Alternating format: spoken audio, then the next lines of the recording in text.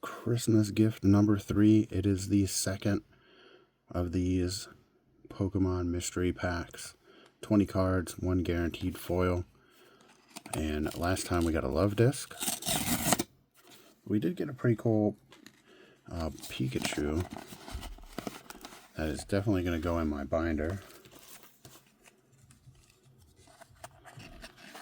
And doesn't look like we got one of the ultra rares this time. So we got Armal, some energies, Lechonk, Cubone, Furret, Parasect, Bronzor, Morlo, and Diglett. So that's what you can kind of expect out of these. If you were thinking about picking one up, now you know what's in them.